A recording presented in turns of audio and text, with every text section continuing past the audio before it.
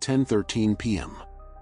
Every Sunday, Ethan Cole parked his bus in the same slot at the southern terminal and let the engine idle for 1 extra minute before he killed it. 1 minute of dead time with the headlights washing the wet pavement. 1 minute where he pretended he was just waiting on a schedule. He wasn't. He was waiting on a ghost. Chicago in late fall had a way of making a man feel like the city was breathing down his collar. Wind knifing between glass and brick. Rain that never fell straight. Streetlights throwing everything into the color of old bruises. The terminal's sodium lamps made puddles look like spilled oil. Ethan kept his hands on the wheel even after he stopped. He listened. Air hissing through the bus's vents. A distant L train clattering somewhere in the dark. A security guard's laugh floating from the break room door. The whisper of tires on slick asphalt beyond the fence. And under it all, the one sound he never stopped hearing. A palm slapping glass. Not loud. Not dramatic. Just desperate. 6 years ago, same terminal, same Sunday, same minute. Ethan had closed the doors because the dispatcher barked it through the radio, because the schedule mattered, because he'd already been warned about overtime, because he'd been tired, because he'd been a man who believed rules were the same as safety. And because for a half second he'd seen a figure running across the lot and told himself it wasn't his problem. He drove away. The next day, the papers called it an accident. A man struck near the terminal. A hit and run. No suspect. No witnesses. The city swallowed it like it swallowed everything. But Ethan didn't. Ethan took it home. He took it into his marriage. Into his son's quiet eyes. Into every Sunday night when the terminal lights came on and the air turned heavy. At 10:13 p.m., he always waited 1 extra minute. Then he closed the doors. That was the ritual. That was the punishment. This Sunday, the minute didn't get to finish. A shape appeared in the mirror by the rear doors. Ethan's fingers tightened around the wheel. A girl stumbled into the terminal lane like she'd been pushed out of the dark. Hood up, hair plastered to her face, rain running down her jaw. One sleeve torn. One knee soaked through. Blood streaked along her temple where someone had split the skin. She moved fast but wrong, like her body was running on fumes. She looked at the bus. Not at the sign. Not at the route number. At him. As if she'd been looking for his face. Ethan's first instinct was to lock the doors. That instinct came from the same place as guilt lived. The girl slammed her palm against the glass. Once. Twice. No begging. No pleading. Just a look that said she'd already used up whatever pride a kid was allowed to have. Ethan's hand hovered over the door switch. He told himself he didn't know her.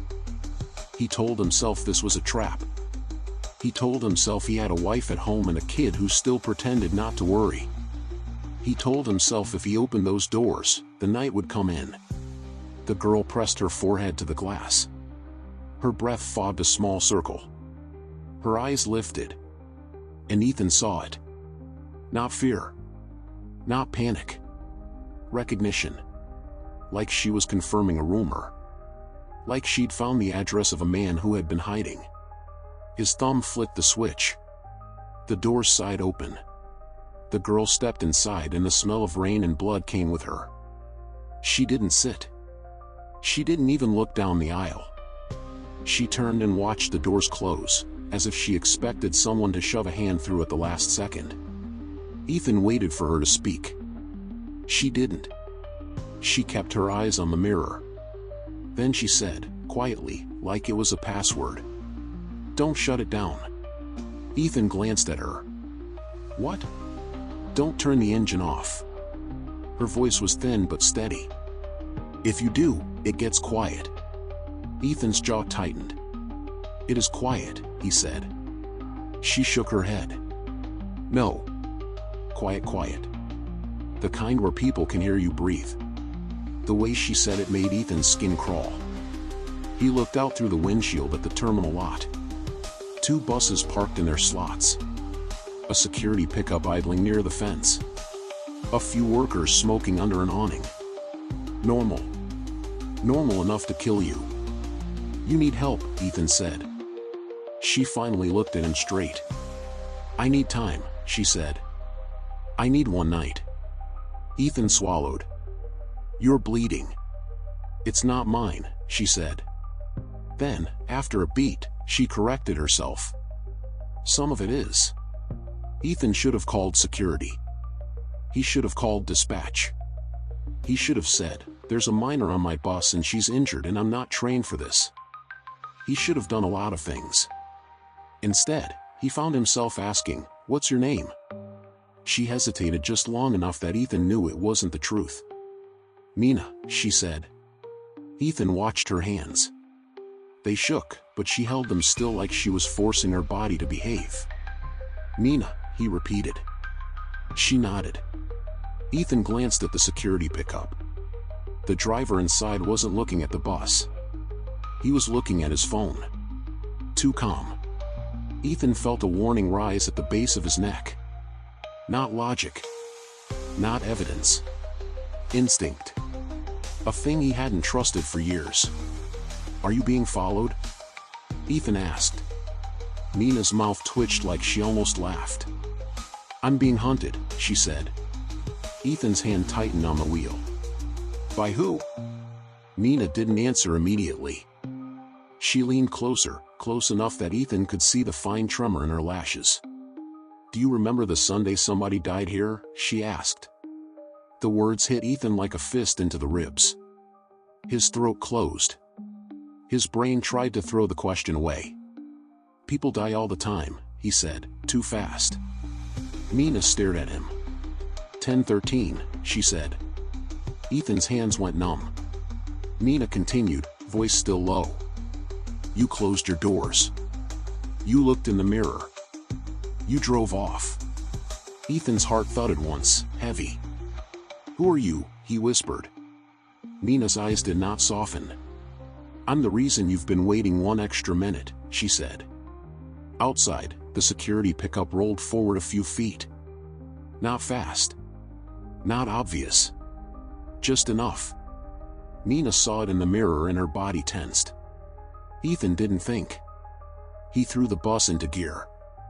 The engine groaned. The bus lurched. He swung out of the terminal lane and into the access road. The security pickup hesitated. Then it followed. Mina grabbed the seat back to steady herself. Keep driving, she said. Ethan's voice came out rough. You knew my name. I didn't know your name, she said. I knew your face. Ethan's hands were steady on the wheel in a way his mind wasn't. This is my route, he said. Mina looked out the window at the dark industrial stretch and the chain-link fences. Then change it, she said. Ethan should have laughed. Instead, he did. He took the next turn too early, away from the main road, into a service corridor lined with dumpsters and loading docks. The bus was too big for it, but Ethan had driven in tighter spots. His tires splashed through standing water. The mirror showed the pickup trying to follow, scraping close to the curb. Ethan felt something stir in him. A part that remembered being good at this. Not being good. Being fast. A bus wasn't fast. But it was heavy. And heavy had its own kind of power. Mina watched him like she was watching someone wake up. Who are they? Ethan asked. Mina's eyes flicked to the mirror. Couts, she said. Ethan's stomach tightened. He'd heard the name. Not on the news. Not out loud. In the way people said it with their mouths barely moving. Like the name could carry. Like the name could be overheard by the wrong walls. Who is Couts? Ethan asked anyway. Mina's voice dropped. He used to inspect routes for the transit authority. Then he started inspecting people. Ethan swallowed. The pickup stayed behind them. Then a second vehicle turned into the corridor from the far end. A sedan. Dark. Headlights off for a second, then on. Mina's breath hitched. They boxed us, she said. Ethan's pulse spiked. He glanced left. A narrow cut through between two warehouses. A chain hanging loose. He took it. The bus scraped the chain, metal clinking. The cut-through was barely wide enough. Ethan felt the sides of the bus kiss air and lock. The sedan couldn't follow. It braked hard. The pickup tried, clipped the chain, and backed out. Ethan drove into a dead lot full of stacked pallets. For a second, they were hidden. Ethan killed the headlights. The bus rolled on momentum. Then he stopped. Silence flooded in. Nina stiffened. "Don't," she whispered. Ethan's hands were shaking now. "What is going on?" he said. Nina reached into her jacket. Ethan's muscles tensed. Then she pulled out a small black flash drive. She held it like it was a live wire. "This is why," she said. Ethan stared. "What is that?" Nina's mouth pressed into a line. "Proof," she said. "Names. Payments. Routes. Videos." Ethan shook his head. I don't want that." "You don't want anything," Nina said, not unkind. "You just want things to stop." Ethan flinched. Nina continued. "My dad had it." Ethan's chest tightened. "He worked numbers for them," Nina said. "He tried to get out. He tried to go clean. They didn't let him." Ethan stared at her bloody temple. "And now you have it," he said. Nina nodded. "And now I'm supposed to die," she said. Ethan's throat went dry. He heard tires somewhere close. Voices. The pickup was searching. The sedan too. Ethan's instincts screamed at him to move. Nina held his gaze. "I didn't pick you because you're brave," she said. "I picked you because you already live with blood on your hands. I figured you'd understand what it costs." Ethan's jaw clenched. "I don't have blood on my hands," he said. Nina's eyes did not blink. "You do," she said. "You just never touched it." Ethan's stomach turned. The past rose. The lot. The running figure. The slap on glass. His own hand on the switch. The doors closing like a sentence. He shook his head hard, like he could shake the memory loose. Nina leaned closer. "Help me get to Sunrise," she said. "That's all. Just get me there." Ethan looked at the flash drive. Then he looked at the darkness beyond the windshield. "What happens at Sunrise?" he asked. Nina swallowed.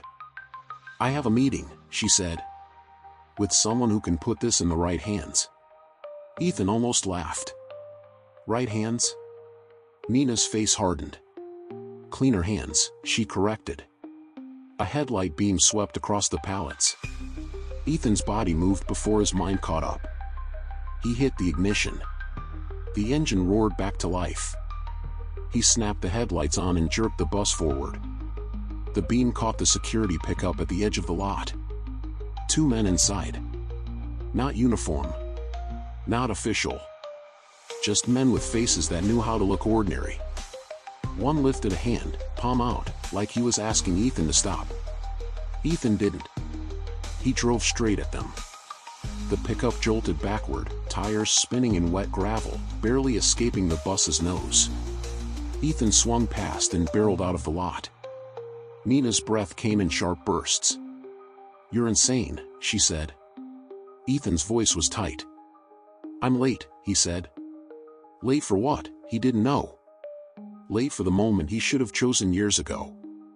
Late for the second chance he'd been denying himself. He drove toward the city lights, avoiding main streets, taking service roads and narrow lanes. The pickup stayed behind. Then the sedan rejoined. Two tails. Professional. Nina crouched low in the front seat. "They'll call more," she said. Ethan glanced at her. "How do you know?" Nina looked at him like he was still pretending. "Because Couts doesn't chase," she said. "He collects." Ethan's phone buzzed in his pocket. He didn't check it. He already knew what it would be. Home. His wife. Mariah. She would be sitting on the couch with her knees tucked up, a blanket pulled to her chest, the TV on but muted, waiting for his headlights to paint the wall. Tyler would be in his room, pretending to sleep, pretending he didn't listen for Ethan's key in the lock. Ethan didn't have space for them right now. That thought made him sick. He turned into a neighborhood of small brick buildings and corner stores still lit late. He found a gas station with a convenience store and a bright canopy. He pulled the bus in like he belonged. He didn't. He kept the engine running. Nina looked at him. "What are we doing?" Ethan's voice dropped. "I'm getting you cleaned up," he said. "And I'm getting myself a second to think." Nina shook her head. "We don't have seconds." Ethan glanced at the mirror. The pickup rolled past, slow. Didn't stop. Didn't look. Just passed. As if they already knew. Ethan's skin prickled. He stepped off the bus and walked into the convenience store. Bright lights. Warm air. A clerk behind bulletproof glass. Normal America. Ethan grabbed a small first aid kit and 2 bottles of water. He paid cash. He didn't look at the security cameras. He didn't want to imagine how easily footage could be bought. Back on the bus, he handed the kit to Nina. She opened it with fingers that tried not to shake. "You've done this before," Ethan said. Nina gave him a flat look. "I've been poor before," she said. Ethan flinched, because it was honest. She cleaned the cut on her temple, wincing. Ethan watched the blood smear on gauze. "You said some of it isn't yours," he said. Nina's jaw tightened. "It's a guy who grabbed me outside my building," she said. "He didn't die. He just bled." Ethan swallowed. "You hurt him?" "I escaped," Nina said. "I didn't have time to be delicate." Ethan nodded slowly. He understood that. He hated that he understood that. Outside, a siren wailed in the distance. It faded. Ethan looked at the street. A dark SUV sat at the end of the block. Not moving. Not parked like a neighbor. Parked like a watcher. Nina saw Ethan's face change. "Go," she said. Ethan didn't hesitate. He pulled out. The SUV rolled forward. The net tightened. Ethan drove toward the river, away from his neighborhood, away from home. The bus was too noticeable now. He knew it. Every camera would see him. Every corner would remember him. He was a moving billboard for his own mistake. Nina watched the city slide by. "You didn't ask why I picked you," she said. Ethan's laugh was short. "I don't think I'm ready for your answer." Nina stared at the rain on the windshield. "You're not," she said. Ethan tightened on the wheel. "Then don't tell me," he said. Nina's voice softened a fraction. "I don't want you to hate me," she said. Ethan glanced at her. "I don't know you," he said. "That's the point," Nina whispered. Ethan's phone buzzed again. This time it rang. He glanced. Mariah. His throat tightened. He answered with one hand on the wheel. "Hey," he said. Mariah's voice was small. "Where are you?" Ethan tried to keep his tone normal. "Running late," he said. He heard the lie in his own mouth. Mariah was silent for a beat. "Tyler's awake," she said. "He's pretending he's not." Ethan's chest tightened. "I'll be home," he said. Mariah's voice dropped. "Ethan," she said. "Don't do that thing." "What thing?" "Don't disappear inside your own head," she said. "Not tonight.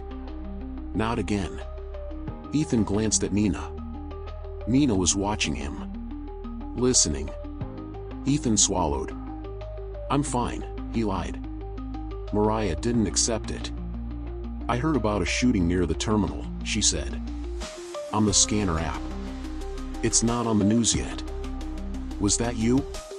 Ethan's blood went cold. He looked at Nina. She shook her head. Not there. Not yet. He had no idea what Mariah was hearing.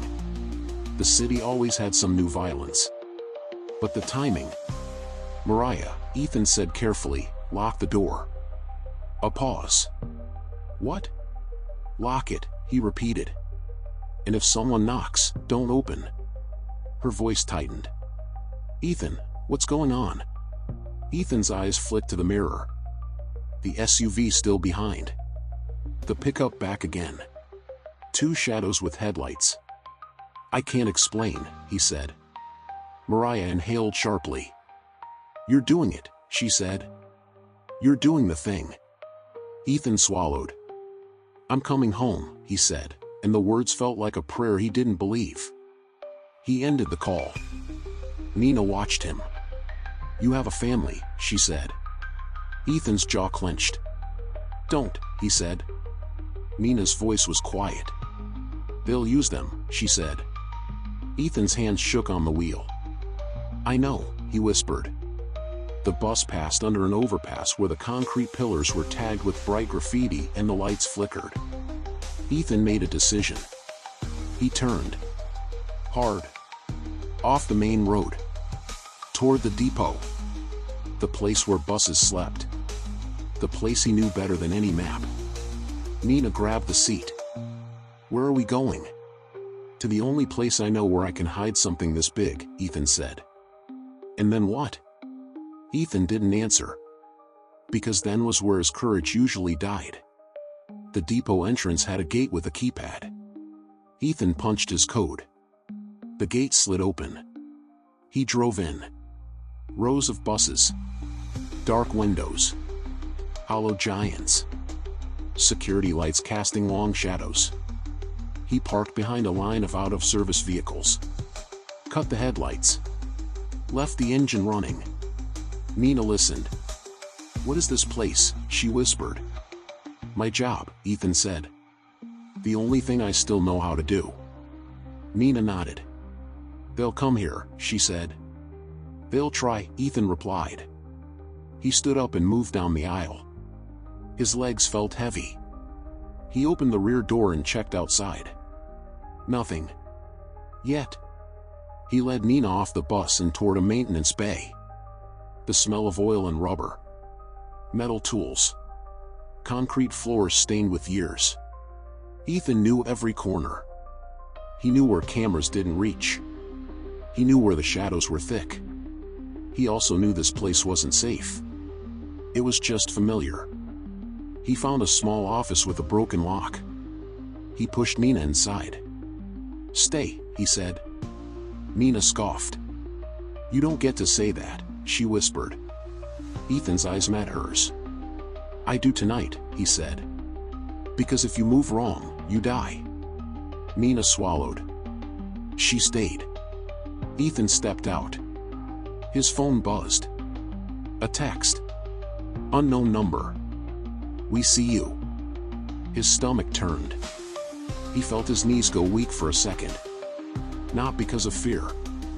Because of confirmation. He wasn't imagining. He wasn't overreacting. He was in it. He texted Mariah. Lock the door. Don't open. No matter what. He stared at the message for a second. Then he deleted it. Like deleting could erase the risk. The depot lights hummed. A door slammed somewhere. Voices. Men. Ethan moved toward a window. He peeked out. A dark SUV had pulled up outside the gate. Another vehicle behind it. Then another. They didn't rush. They didn't need to. They owned time. Ethan felt nausea. He backed away. He returned to the office. Nina looked up. They're here, she said. Ethan nodded. Nina's hands tightened around the flash drive. I can't die here, she whispered. Ethan looked at her. You're not going to, he said. He didn't know if it was true. But he needed her to believe it. Because he needed himself to see a path. He pulled open a drawer and found an old depot map. He flattened it on the desk. Nina leaned in. What are you doing? Finding tunnels, Ethan said. Mina blinked. Tunnels? Ethan tapped a line on the map. Maintenance access, he said. Old conduits under the depot that connect to the city utility corridors. Mina stared. You're serious? Ethan's mouth was a hard line. I'm tired of being predictable, he said. Mina's eyes flicked to the door. Footsteps approached. Ethan listened. Boots. Heavy. Not depot workers. Ethan killed the office light. The room went dark. He put a finger to his lips. Mina's breathing went quiet. A shadow passed in the narrow window. Then another. A voice. Cole, someone called. Calm. Ethan Cole. Ethan's blood turned to ice. They knew his name. They knew his home. They knew everything. The voice continued. We don't want your bus. We don't want your job. We just want the drive. Ethan stayed silent. The voice got closer. You can walk away, it said. Like you did before. Ethan's stomach twisted. Mina's eyes were wide in the dark. The voice leaned into the window. I know what you did, it whispered. Ethan's hands clenched. He didn't move. The footsteps drifted. Ethan waited until he could no longer hear them. Then he exhaled. Mina's whisper was sharp. That was Kautz? Ethan shook his head. No, he said. Kautz doesn't do the talking. He sends someone to make you feel small. Mina swallowed.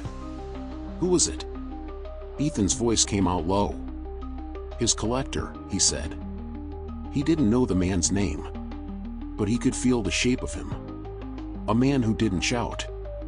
A man who didn't hurry. A man who smiled with his eyes dead. Ethan folded the map. Come on, he said. They slipped out of the office and moved through the maintenance bay. The depot was a maze. Ethan knew how to move without being seen. He kept Mina close. Her footsteps were too loud. She was trying. Trying not to be a kid. Trying not to be scared. Ethan led her to a locked hatch near an old drainage channel. He used a key he shouldn't have. The hatch opened with a groan. Cold air breathed up. Mina stared into the dark. You first, she said. Ethan didn't argue. He climbed down. The ladder was slick. He landed in shallow water.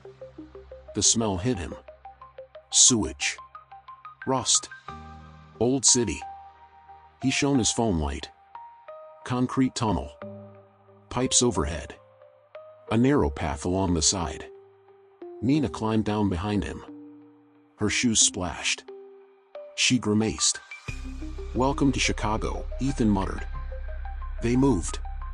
Above them, the depot held its breath. Somewhere up there, men were hunting.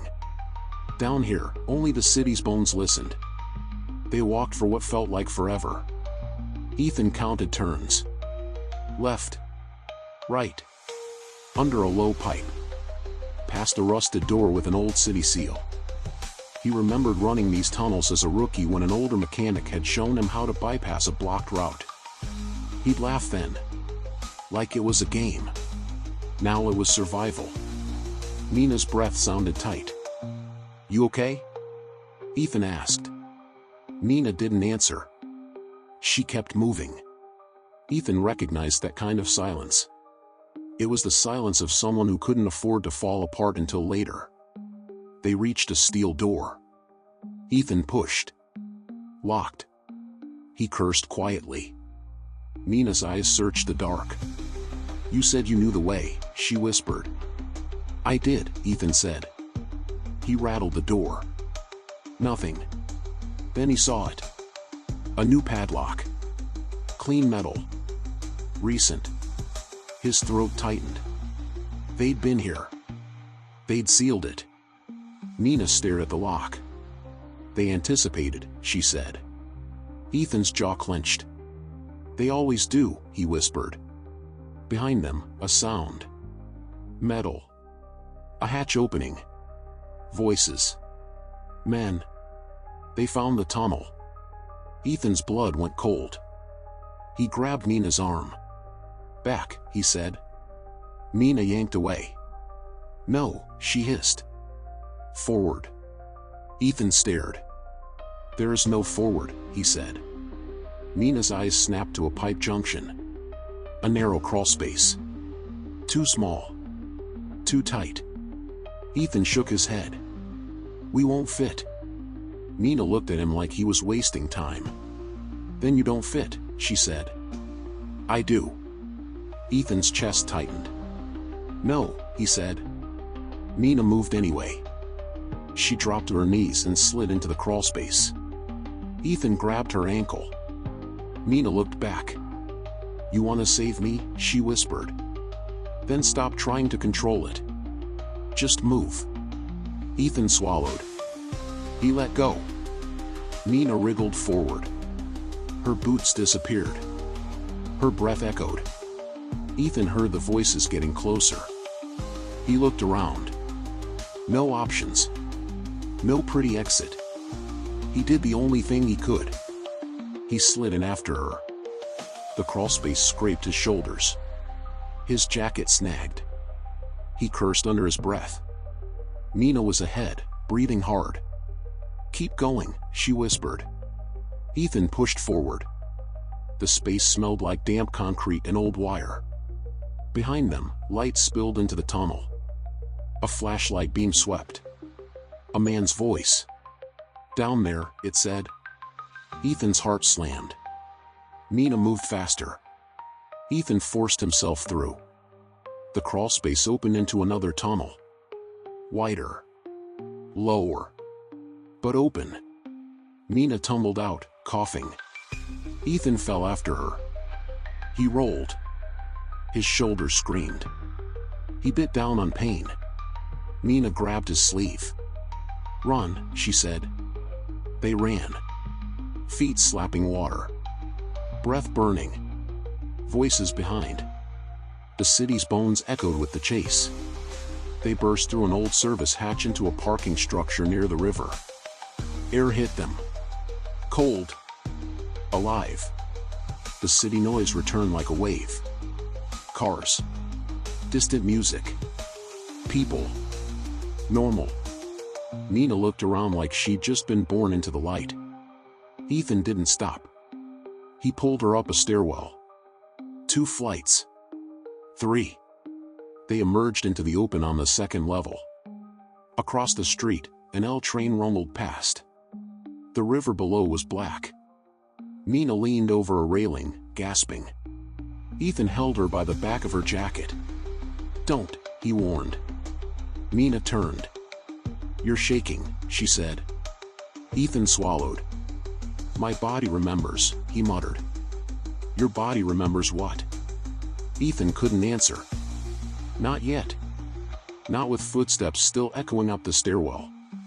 They moved again. Out of the parking structure. Into a crowd. Into a street lined with bars and late-night food joints. The smell of fried onions and hot oil. People laughing too loud. A city pretending it wasn't built on quiet violence. Nina pulled her hood lower. Ethan kept his head down. A dark sedan cruised slowly at the curb. It didn't stop. It didn't need to. It watched. Nina's voice was low. "They'll keep finding us." Ethan nodded. "I know," he said. Nina looked at him. "So what's your plan?" Ethan tasted blood where he'd bitten his lip. "My plan," he said slowly, "is to stop letting them decide." Nina's eyes narrowed. "You don't sound like a bus driver." Ethan's mouth twisted. "I wasn't always just a bus driver," he said. Nina waited. Ethan didn't give more. Some truths were too heavy to pull out in the middle of a street. They ducked into a 24-hour diner. Bright fluorescent lights. Booze. A waitress with tired eyes. Ethan picked the booth farthest from the windows. Nina slid in. Ethan sat opposite. He watched the glass. Reflections. Movement. People passing. A man in a black hoodie across the street. Standing too long. Ethan felt the warning again. Nina stared at the menu like she could make herself normal. "You hungry?" Ethan asked. Nina's laugh was quiet. "I'm afraid to chew," she said. "If I chew, I'll feel." Ethan stared at her. She was 17. 17 was supposed to be homework and stupid crushes and loud music. Not blood and flash drives. Not men with dead eyes. A waitress came. Ethan ordered coffee. Nina asked for water. The waitress looked at Nina's bruised face. "Sweetie, you okay?" she asked. Nina smiled too quickly. "Fell," she said. The waitress didn't believe. But she also didn't want trouble. She walked away. Ethan leaned forward. "Tell me the truth," he said. Nina's eyes flicked to the window. "What truth?" "Who you are," Ethan said. "And why you know about that night." Nina's fingers tightened around the edge of the menu. "My dad's name was Daniel Reyes," she said. Ethan's stomach clenched. He didn't recognize the name. But that didn't mean anything. Chicago was full of names you only learned when they were written on a memorial. Nina continued. "He did accounts for contractors. Security. Maintenance. Consulting. Whatever word they used to make it sound clean." Ethan listened. He started noticing patterns, Nina said. Invoices that didn't match. Security cameras that were always down when something happened. Overtime that got paid to guys who didn't exist. Ethan's chest tightened. "And he told you?" Ethan asked. Nina's eyes hardened. "He tried not to," she said. "He tried to keep me out of it. But then he got scared." Ethan felt his throat dry. "Scared of Couts?" Nina nodded. Couts ran the inspections. He decided which routes got extra patrol. Which drivers got warnings. Which cameras got fixed. Ethan's jaw tightened. "And your dad?" Nina swallowed. "He tried to go to the cops," she said. "He tried to go to internal affairs. He tried to go to anyone who was supposed to care." Ethan didn't need the rest. But Nina gave it anyway. "They laughed," she said. "Then they warned him. Then they followed him." Her voice dropped. "And then, 6 years ago, he told me to stay inside on a Sunday night. He said he had to meet someone at the terminal." Ethan's hands went numb. Nina stared at him. "He never came home," she said. Ethan's breath caught. The diner noise faded. Just the hum of fluorescent lights. Just the clink of dishes. Just the city outside pretending. Nina's voice was a blade. "You were there," she said. "Your boss was there." Ethan swallowed. "I didn't hit him," Ethan whispered. Nina's eyes didn't accuse. "They didn't need you to hit him," she said. "They needed you to leave." Ethan's stomach turned. "I didn't know," he said. Nina looked at him like she'd heard that phrase from adults her whole life. "Not knowing doesn't change what it cost," she said. Ethan flinched. He deserved that. He looked down at his hands. The hands that drove. The hands that turned a switch. The hands that held a steering wheel like it could hold the world steady. "I'm sorry," he said. Nina's face tightened. "Sorry is late," she whispered. Ethan looked up. "I know," he said. Nina's eyes glistened for a fraction. Then she hardened again. "I didn't come for apologies," she said. "I came because my dad left me something." She reached into her pocket and pulled out another object. A cracked old phone. She set it on the table. Ethan stared. "What is that?" "A message," Nina said. "He recorded it before he went to the terminal. He told me not to listen unless what?" "Unless I was out of options," Nina said. Ethan's chest tightened. "And you're out," he said. Nina nodded. Play it, Ethan said. Nina's hand hovered. She swallowed. She pressed play. Static. Then a man's voice, tired and gentle beneath the noise. Nina, if you're hearing this, it means I didn't make it home. Nina's eyes filled instantly. Daniel's voice continued. I'm sorry. I'm so sorry. I tried to keep you out of this. I tried to be a father instead of a coward. Ethan felt a coldness in his spine. Daniel's voice wavered.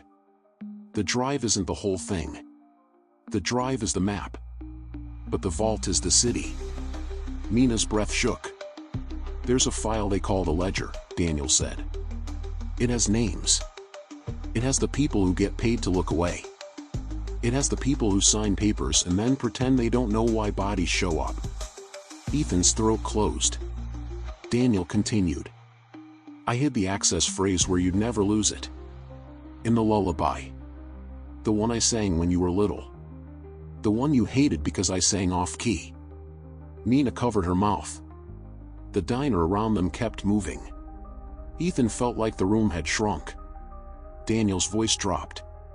Don't trust uniforms. Don't trust smiles. Trust patterns. They always repeat. Then, the words that punched Ethan. And if you find Ethan Cole, tell him this wasn't an accident.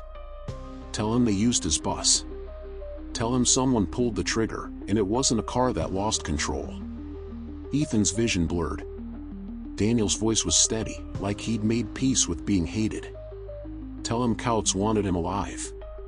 Because Couts always wanted the best driver to be his. Static.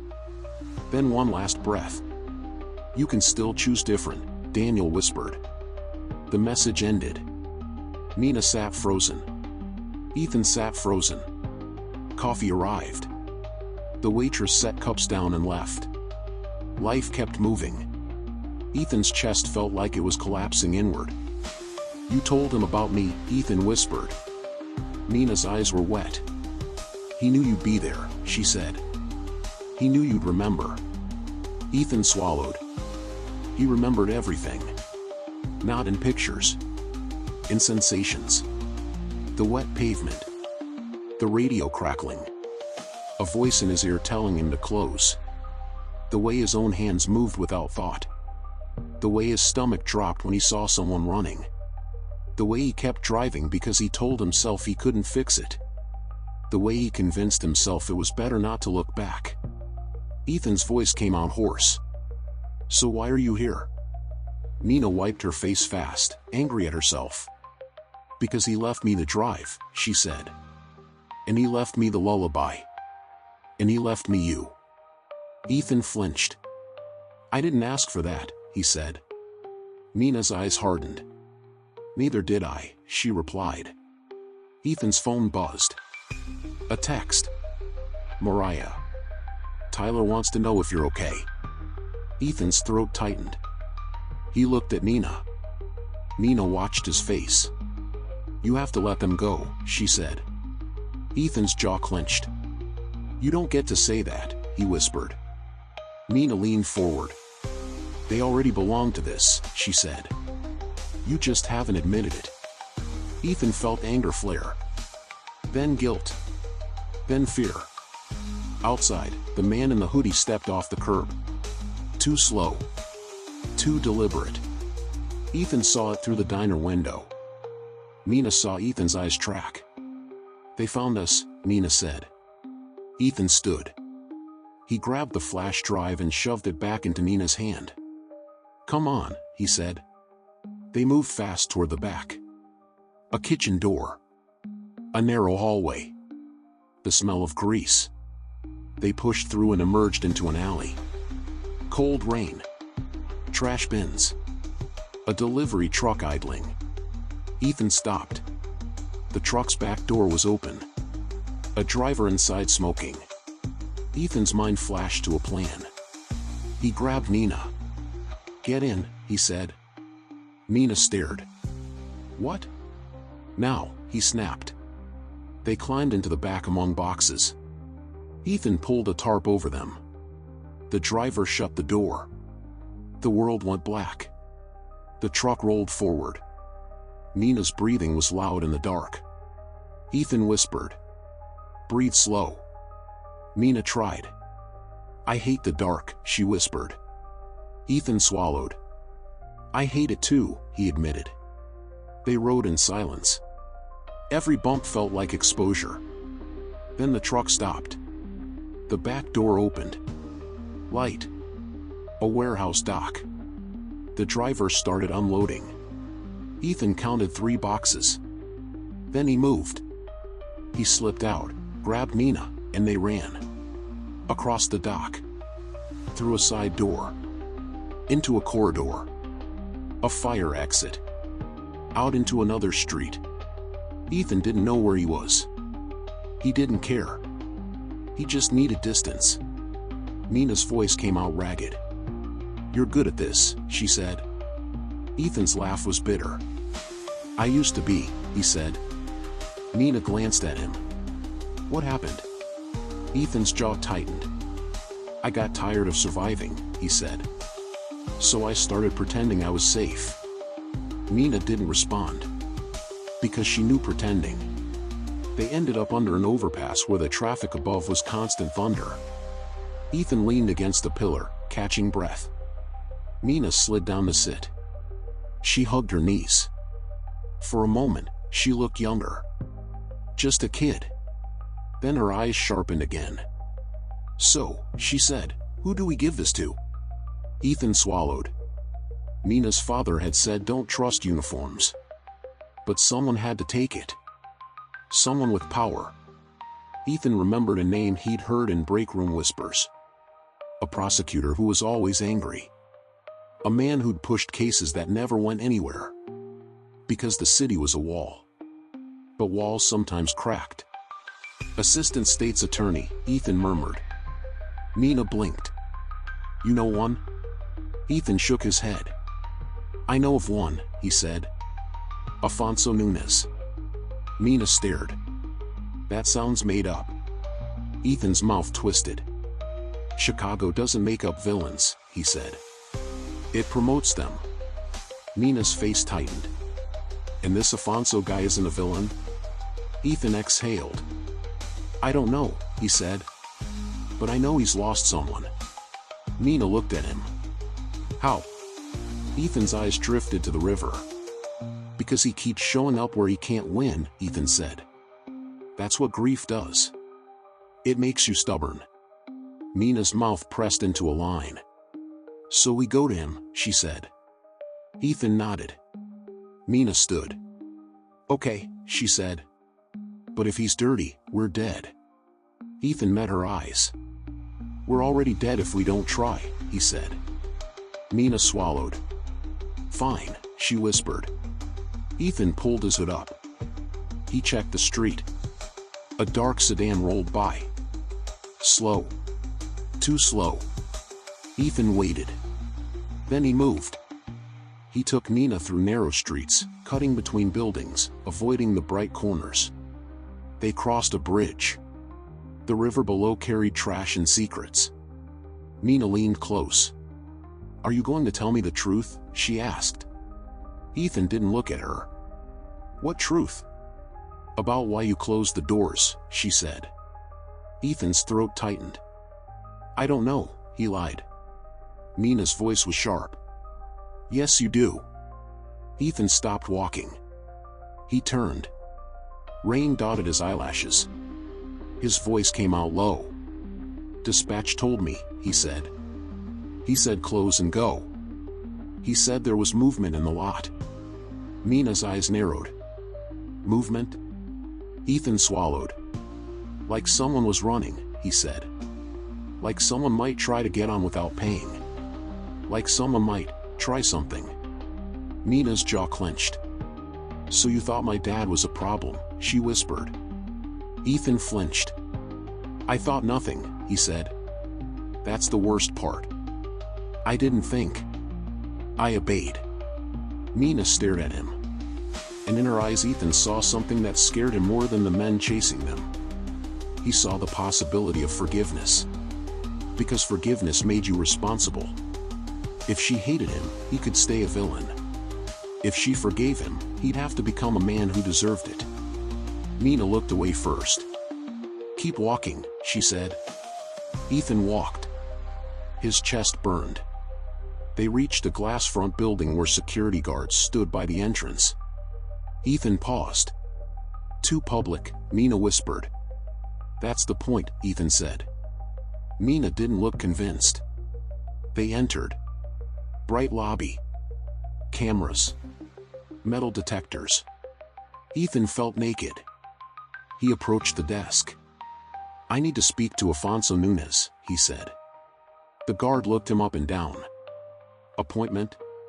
Ethan pulled out cash. "Urgent," he said. The guard's eyes flicked to the money. Then to Nina's bruised face. Then to Ethan's tired eyes. He sighed like he hated himself. "4th floor," he said. "Don't make trouble." Ethan nodded. They took the elevator. Nina stared at the floor. Ethan watched their reflection in the polished metal. They looked like ghosts wearing human skin. On the 4th floor, a receptionist with sharp glasses looked up. Ethan gave the name. She hesitated.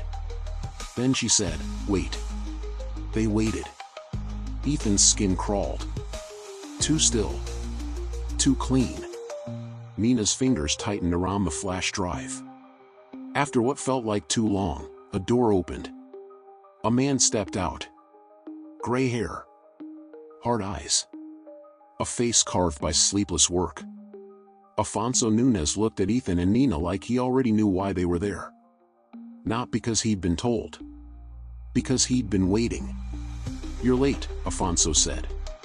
Ethan froze. "What?" Afonso's eyes flicked to Nina.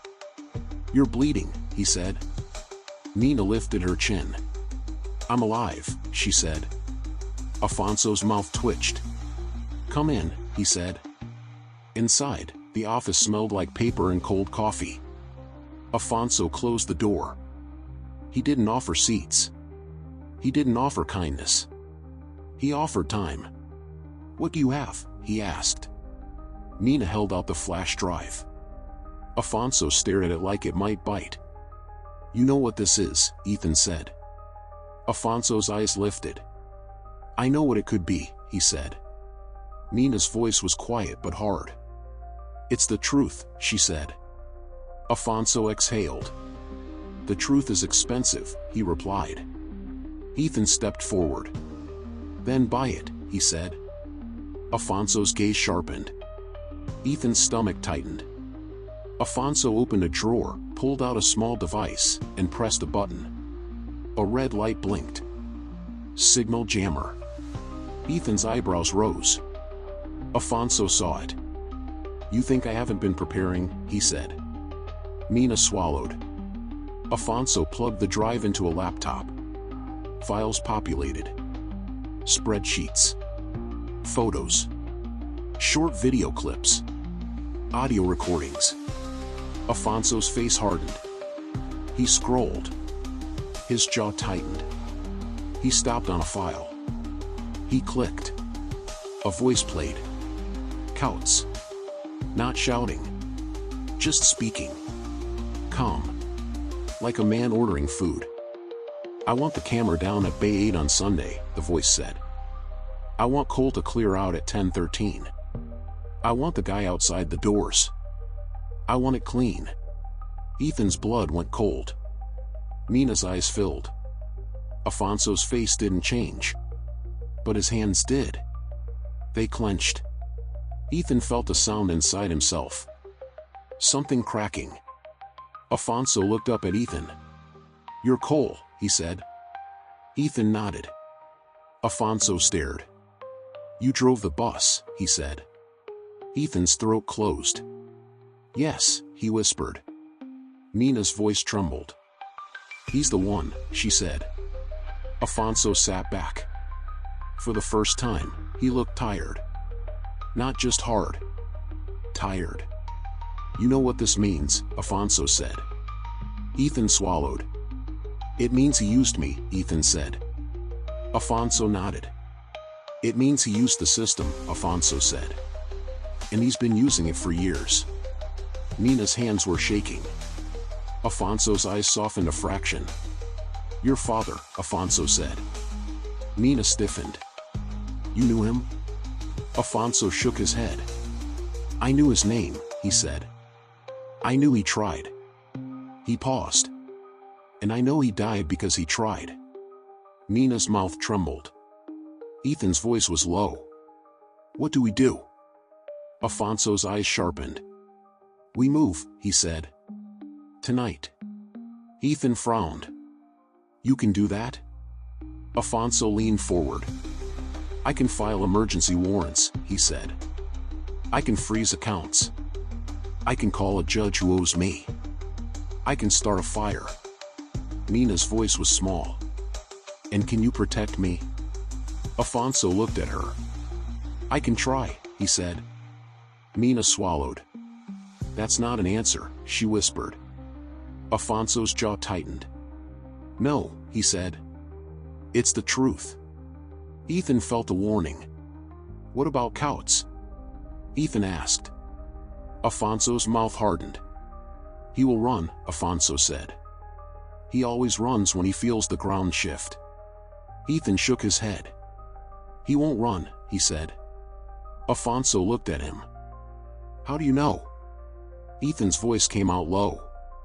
Because he wants me, he said. Because he wants the best driver alive.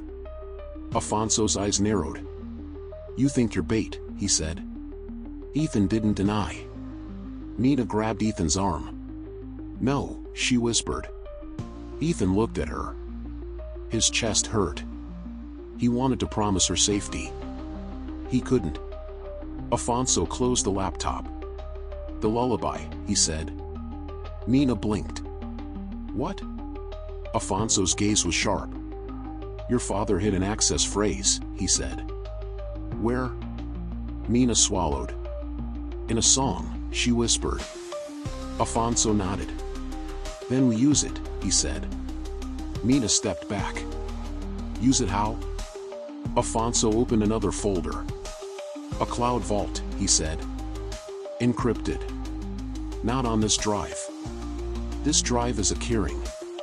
The vault is where the names live. Ethan's stomach tightened. Nina's voice shook. If I open it, he knows. Afonso nodded. He knows either way, he said. Nina's eyes filled. I can't, she whispered. Ethan stepped closer. You can, he said. Nina looked at him. You don't get to tell me what I can do, she snapped. Ethan flinched. Then he said, softer. You've been doing impossible things all night, he said. This is one more. Nina's breath shook. Afonso moved to a small interior room. Thick walls. No windows. He pressed another button. Another red light. Say it in here, he said. No signal. No leak. Nina hesitated. Ethan watched her. He saw the kid. He saw the survivor. He saw the daughter. Nina stepped into the room. Afonso opened the vault login on the laptop. A blank field. Ethan stood by the door. He could hear his own heart. Nina closed her eyes. And she began to recite the lullaby. Not singing. Speaking. Words that had been a comfort once. Now turned into a weapon. Her voice trembled. But it didn't stop. Afonso typed. The cursor blinked. Then the screen changed. Access granted.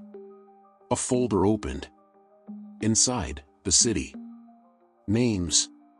Bank transfers. Photos. Internal memos. Lists of officers. Lists of judges.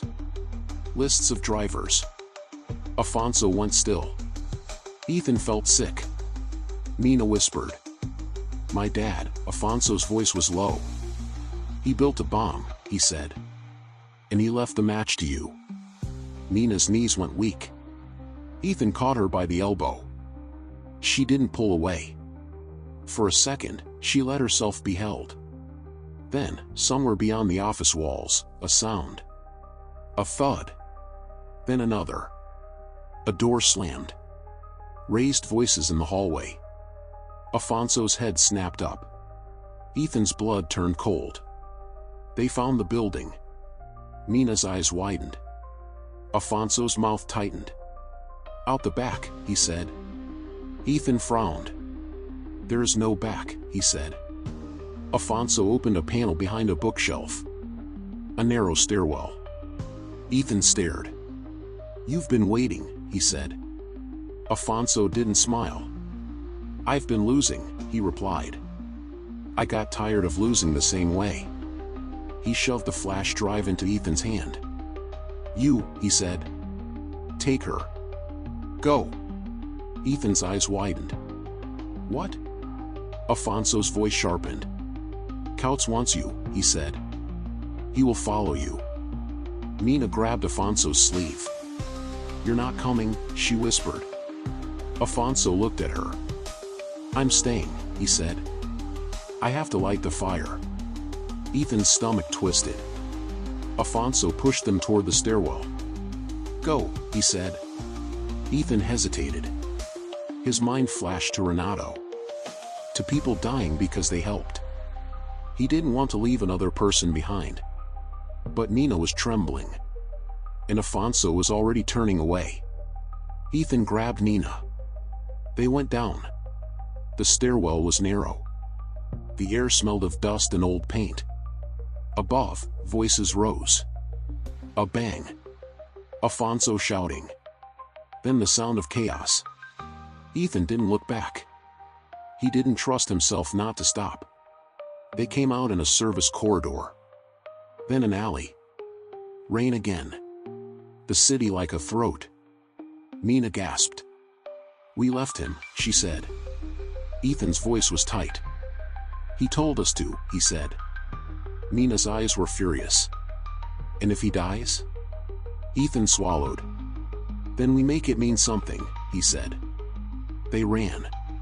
Footsteps behind. A shout. A car starting. Coutts' people were already spilling out. Ethan pulled Mina into a parking garage. Down a ramp. Past parked cars. He found a maintenance door. Kicked it open. Stairs. Up. He felt his shoulder throb. Blood seeped under his sleeve. Mina saw it. You're hurt, she said. Ethan shook his head. I'm moving, he said. They reached a rooftop. Wind. A view of the river. A view of the city's lights. Mina stared. For a second, the world looked almost beautiful. Then a door banged open behind them. Men. Flashlights. Ethan's stomach dropped. He grabbed Mina's hand. Across the roof, a lower building sat close. A gap. Mina froze. No, she whispered. Ethan squeezed her hand. Yes, he said. He ran. Jumped. The air vanished. He landed hard, rolled, pain exploding in his shoulder. He stood. Held out his hand. Mina's eyes were wide. She ran. Jumped. Her foot slipped. Ethan caught her wrist. For a second, she dangled. Then he pulled. She hit the roof, crying out. Ethan didn't let go. Men appeared at the edge behind them. Ethan pulled Nina and ran. Down an exterior stair. Into a back corridor. Out into a street. Mina was sobbing silently. Ethan's breath burned. He heard sirens. Not for them. Maybe for Afonso. Maybe for the city. Mina grabbed Ethan's sleeve. We can't keep running, she said. Ethan's voice was low. I know, he said. Mina's eyes searched his. What do you do then? Ethan swallowed. He thought of 6 years of waiting. Of punishment. Of pretending a minute of ritual could change a death. He thought of Mariah and Tyler. Of the lock on the door. Of the text. We see you. He thought of Daniel's message. You can still choose different. Ethan's jaw clenched. We make him come to where I know the map, he said. Nina frowned. Where? Ethan looked toward the south, toward the industrial stretch by the river. The yard, he said. Nina's face tightened. The terminal, she whispered. Ethan nodded. The place where it started, he said. Nina's voice shook. That's suicide. Ethan met her eyes. Maybe, he said. But this time I'm not closing the doors and driving away. Nina stared at him. You think you can beat him? Ethan's voice was quiet. I think I can make him slip, he said. Nina swallowed. And if you don't? Ethan looked away. Then I stopped pretending, he said. They found a stolen car. Not by breaking a window. By luck. A guy stepped away from an idling sedan to yell into his phone. The keys were in. Ethan didn't hesitate. He shoved Nina in. He slid behind the wheel.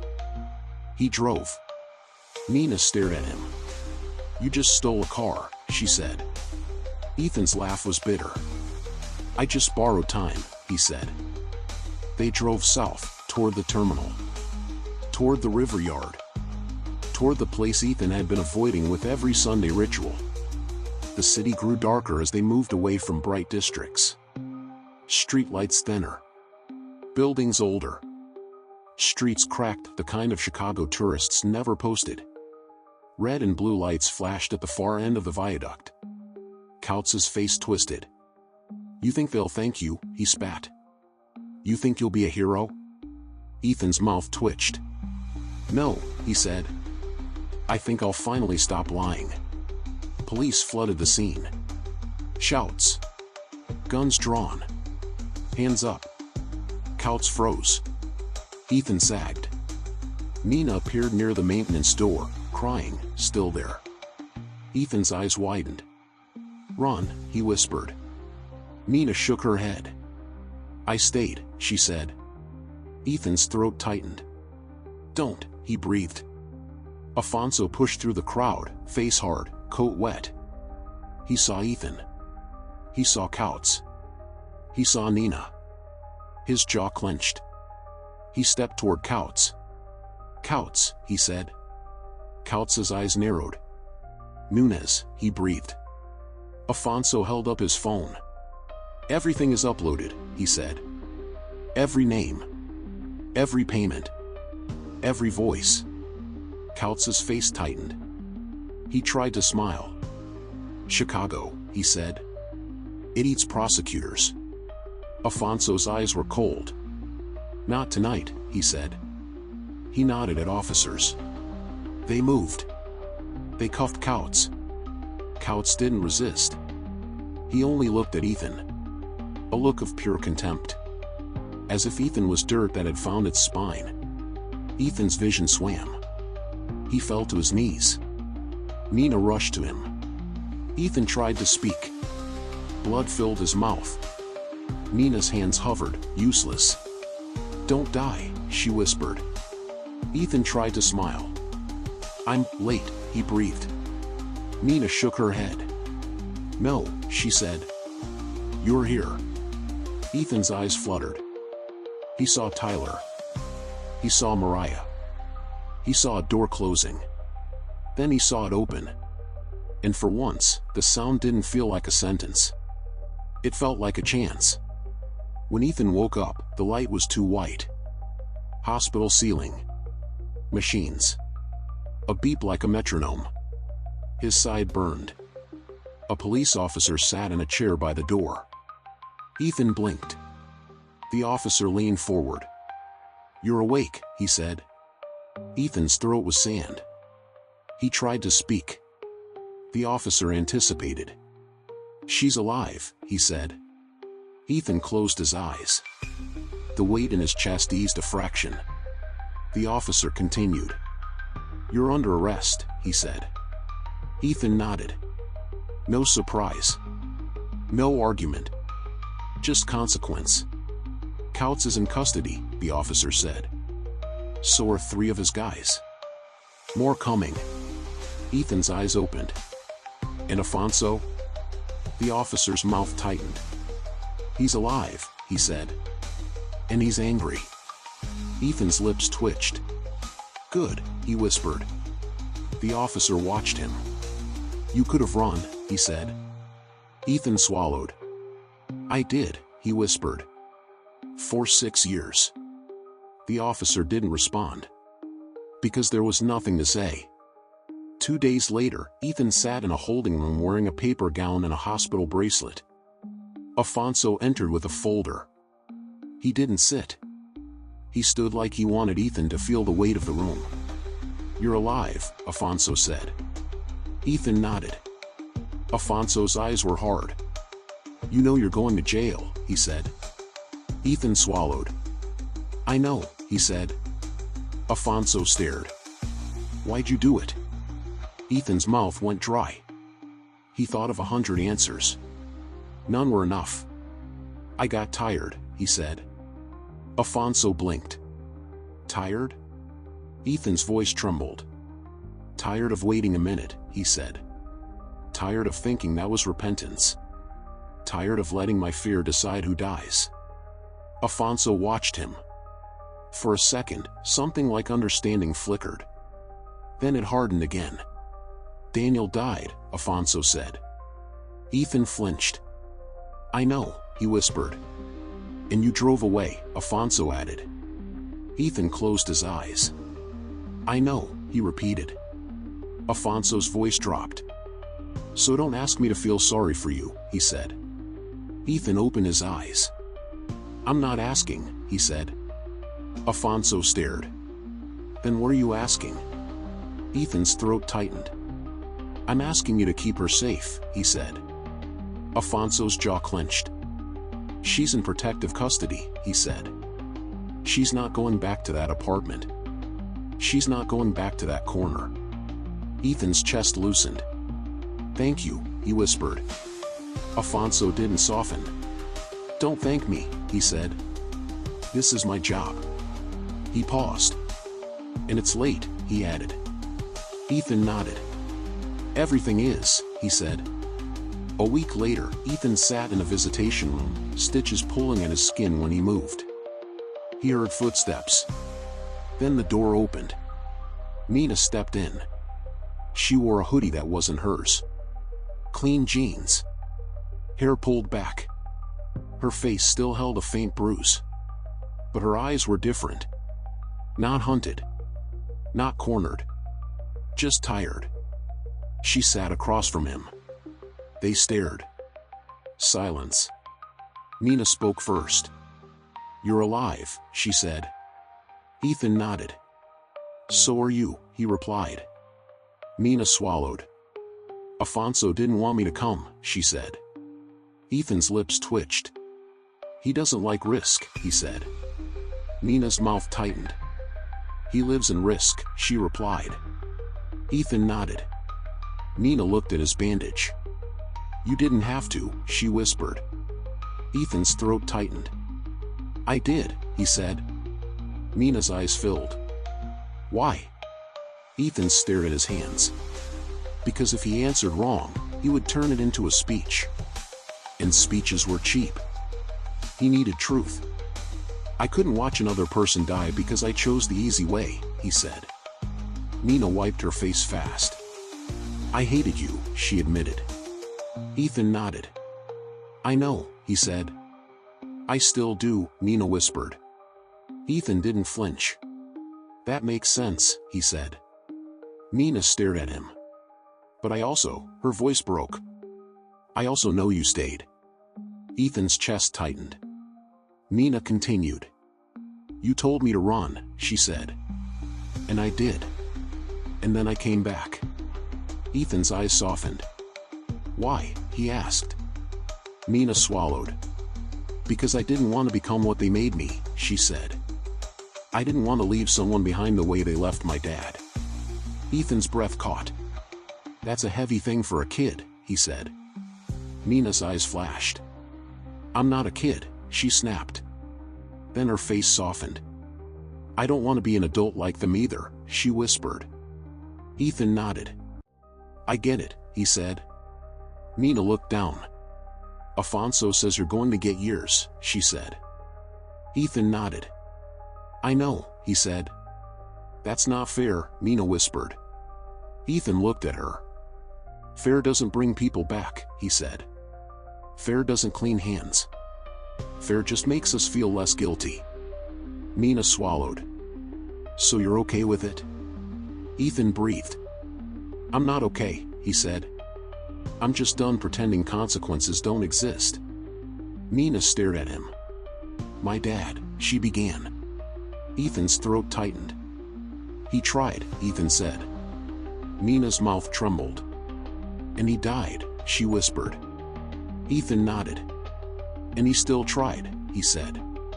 Mina's eyes filled. I keep hearing the lullaby, she admitted. Ethan's breath shook. Me too, he whispered. Mina leaned forward. You know what's messed up, she said. Ethan waited. Mina's voice broke. I hated his singing, she said. And now I'd do anything to hear it again. Ethan felt tears sting. He didn't let them fall. He wasn't that kind of man. Not yet. Mina looked at him. I don't forgive you, she said. Ethan nodded. I don't expect you to, he replied. Mina's eyes held his. But I don't want you to die inside anymore, she whispered. Ethan's chest tightened. He didn't know what to do with that. Mina stood. I have to go, she said. Ethan nodded. Go, he said. Mina hesitated. Then she said, quietly, late is still time. Ethan froze. The words hit him like a light in a place that had been dark for years. Mina turned and left. Ethan sat alone. He listened to the hum of fluorescent lights. He listened to his own breath. He thought about Sundays. About 10:13. About minutes. About the way a man can spend years trying to punish himself and still never change. He realized something simple.